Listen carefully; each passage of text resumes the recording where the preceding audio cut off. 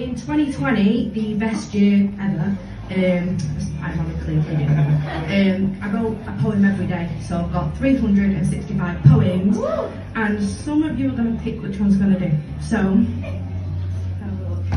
Hi. Do you want to pick a number between 1 and 365? Don't go 1, don't go 365, that's obvious. Oh, 21. 21. Bloody Nora. Also, if it's shit, she picked it, so... 21 is pheromones, and I have no clue what it's about because I wrote it 2 years ago. Okay, let me just adjust. So, thirsty bitches gripping at the seams of their inbox. Lad after lad putting them on a pedestal, but they are the prey and she's the fox. Every now and then a post showcasing their curves and innocence, filling their narrow airwaves with hope they won't stay abstinent. A drug that's free for those who like away, leaving red thumbs and a jaw dropped with nothing to say. Girls dealing out their card because they like how they look, and jealous me insisting I don't give a fuck.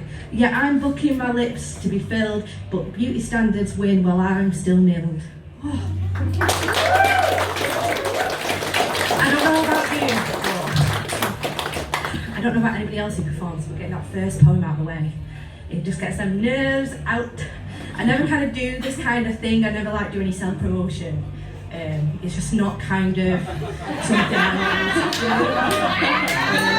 want to do. But if you do want to follow me, then you can find it here, and here. And if you can't see my top, my partner's got one on as well. He chose to wear it. It was consensually chosen. So the next poem is going to be one that I've picked. And if I'm right, it's day 308. And it's called ADHD Pleads. So if you've not guessed, it's about ADHD. So it's about trying to get to sleep and your brain kind of running wild, which I think anyone can kind of relate to. So I'm very small. Sorry. So ADHD Pleads. Sleep. Clean the stain. Sleep. Clean the stain. Okay, but I'll be quick, slick. Before the light reaches the end of the wick. Was it Wix or IKEA that made that advert? You'll always find me in the kitchen at parties. Oh, and just like that, I divert. And my brain says sleep. So asserted. I laugh at my brain. I laugh at my brain to have confidently decided sleep to be so. Clean the stain. Okay, but I'll be quick. Clean the stain or the landlord will take that deposit. £250. Oh, it's 2 a.m, sod it. Clean the stain, the deposit. No, we need that profit. Clean the stain and you'll never have to think of it again. Now sleep. Yes, sleep. Now I tell my brain it's done and I can finally close my eyes when my body decides it's time to try on every single one of the lipsticks that I've just bought. Put everything down, says my mind. The memories aren't kind when not distracted. But see, my body gets an idea and it feels sick and unless completed. And if I'm ordered to do differently, I feel defeated.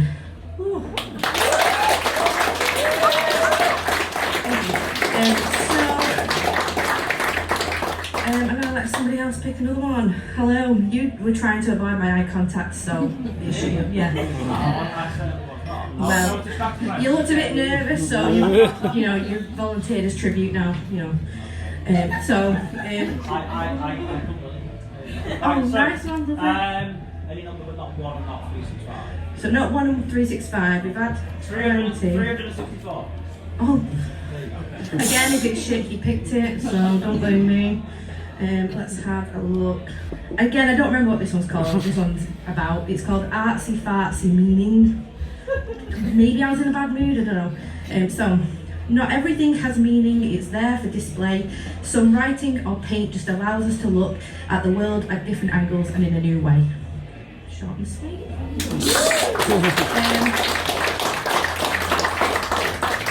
This one that I'm about to do is called You Can Do So Much Better. And it's about a girl that I'm no longer friends with, but that's a different story.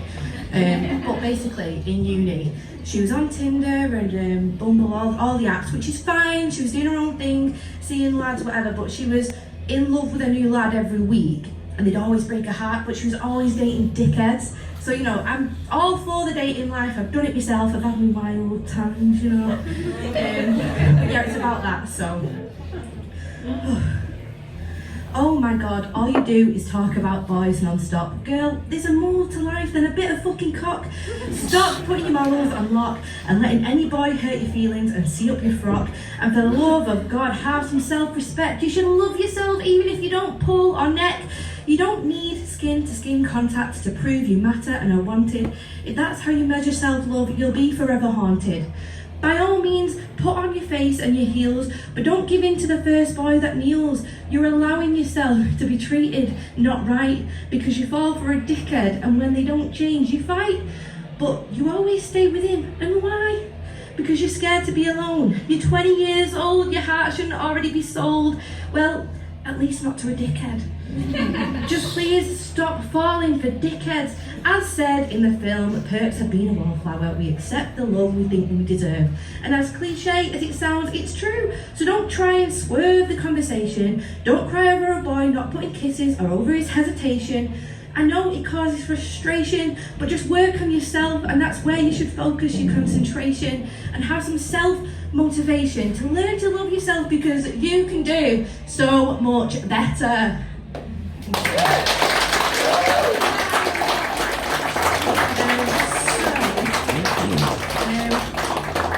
This one is, I wasn't sure I was going to have time, but I'll squeeze one in. This one's called Vulnerables.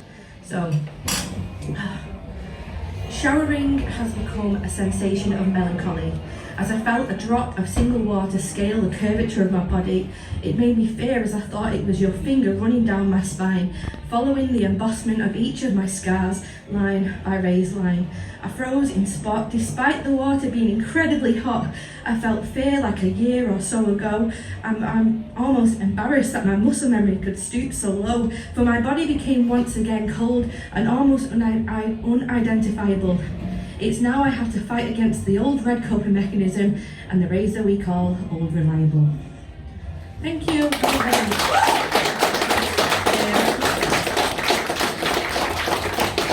Thank you. I've been Medipoems, if you don't remember. And it's just really nice to perform again, and good luck to everybody else. Thank you.